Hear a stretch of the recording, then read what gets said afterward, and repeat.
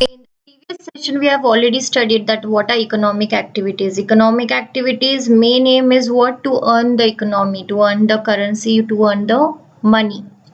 It is totally dependent on the services. Which type of services?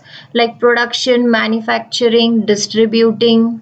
So all these things comes under economic activities. So today we are going to study the first type of economic activity, that is primary economic activities, or what are primary occupations. All the activities that are dependent on nature is considered as primary economic activity. Now the activities like hunting, gathering, animal husbandry, agriculture, fishing, lumbering, mining are all considered as primary economic activity. So all these activities are totally dependent on nature. Natural resources exploited in primary activities. Factors affecting these activities and effect of natural calamities affect these primary activities. So all the natural resources are exploited in the primary activities. They are used in the primary activities. To fulfill the need of growing population, to provide technical help to manpower, mechanization was started in primary activities. So these activities are carried out since ancient when the man came into an existence.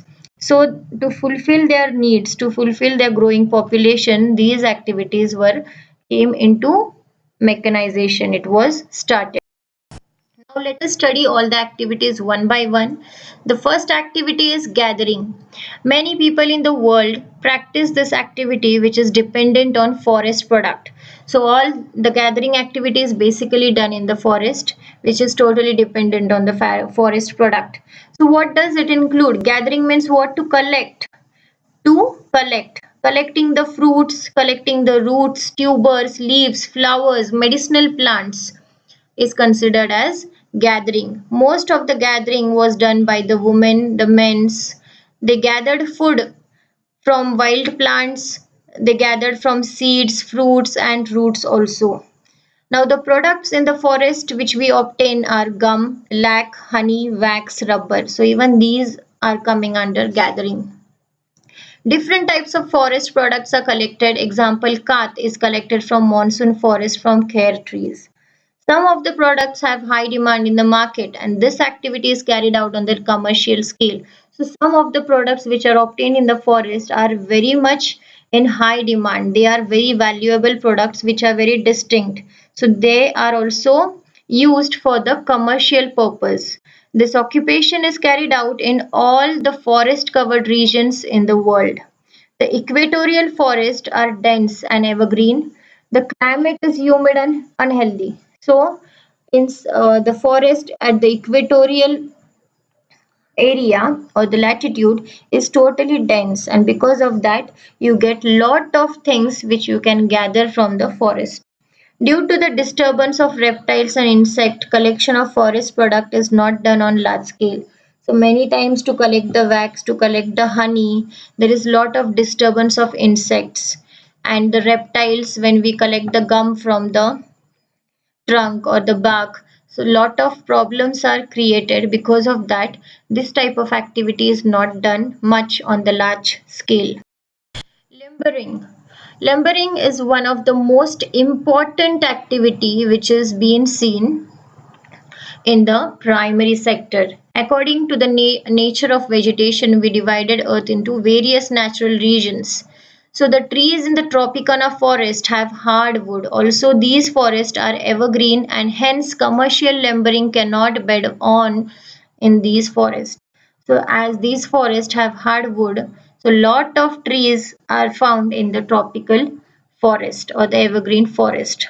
Tropical deciduous or monsoon forest are not much dense. So as compared to the evergreen forest, tropical deciduous and monsoon forest are not much denser. Many bushes grow at the base of the forest. Since these forests are near agricultural land and densely populated regions, they have been deforested for the agricultural purpose on the large scale. So lumbering is the process in which the deforestation of the land takes place. The trees are cut, cut down on the large scale for different uses or for different purposes. If the coniferous forest, only one species of tree is found in this area. These trees grow tall. That's why in the world the limbering activity is mostly practiced in the coniferous forest. So what is the speciality of coniferous forest? Only one type of tree or only one type of tree species is found in the whole coniferous forest.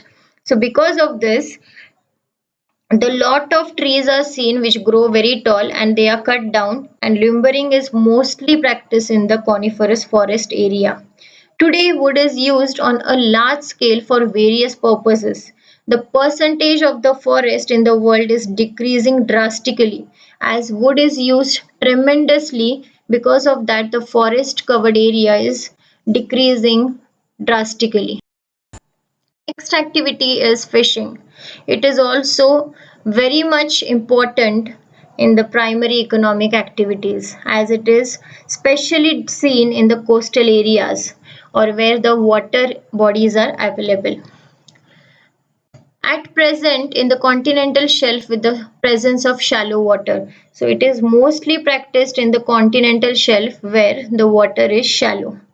Confluence of warm and cold currents and subsequent growth of abundant planktons as a result of development, fishing grounds or banks takes place. So wherever there is warm water, wherever there is a combination of cold and warm water, where there are abundant plankton. Plankton means what? It are the bodies, it are the microbiological bodies or the plants which is consumed by the fish. So when the fish comes to consume those plants or microorganisms, then at that places or that banks the fishing activities are carried out in abundant. The traditional skills of some people who are naturally good at fishing are seen in Japan and Chinese. So mostly the Japanese and Chinese people are traditionally good in fishing activity. Large population of the country, lack of land and absence of other protein food makes islands countries especially depend on fish as a staple food. As you know, fish is very much rich in protein. So wherever some country which has lack of land, which has lack of other protein fruits or plants, so they make use of fish or they make use of fishing to increase the protein level, and because of that it is also said that fish is the staple food of those countries. Absence of alternative occupation makes fishing a major occupation. So there are some countries where other occupations are very much absent. Because of that, the fishing is the major activity seen in those countries. Use of technology has increased in the fishing activities. So instead of traditional method, new technologies are also seen in the fishing activities. Broken coastlines provide excellent portal facilities. Wherever the coastal line is broken, there the ports are constructed. Why? To unload and load the goods as well as to carry out fishing activities where boats can go and come back. Cold climate in temperate region facilitates preservation of fish. In tropical countries, artificial refrigeration facilities have been developed. Nearby forest provides wood for shipbuilding. So in the cold climate also, the fish are preserved very properly. Because of artificial refrigeration, also you can preserve the fish for longer period of time. And because of the forest product, you can build the ships also in large amount. Now, next activity is animal husbandry. So, it is most probably seen in 30-degree north to 60-degree north, whereas 30-degree south to 55-degree south latitudes, where the climate is good for the animal husbandry development. So it is more developed in the northern hemisphere as compared to the south hemisphere.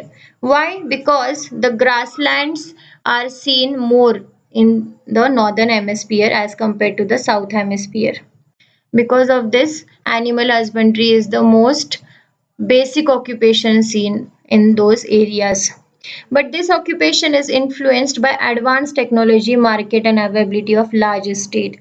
So it is also influenced because of advanced techniques.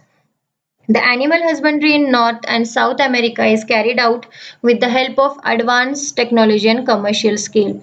So it is in America It is basically carried out with advanced technology and on the commercial scale. Dense forest in hospitable climate, low quality fodder in equatorial region has discouraged the development of animal husbandry. So what are the things which has limited the animal husbandry activity? The improper climate, low quality of fodder. What is fodder? It is the food which we give to the sheep or the domestic animals. We realize that agriculture and animal husbandry is done together in man area. Hence, they are considered as allied activity. So wherever you can see agriculture, there you can do animal husbandry also. So both are interrelated to each other. Hence, they are called as allied activities. Now next is mining. Man has been using minerals since ancient times. Minerals have been used for making weapons, tools, jewelry, medicines and utensils. So to gain minerals, it is totally obtained from underground. So this process is extracting the minerals from underground is called as mining. So it is done by man in different types of technique by using different types of technique. So man's progressive development can attribute to the exploitation of minerals. He has even started exploiting the minerals like mineral oil, natural gas, from the seas and ocean beds too.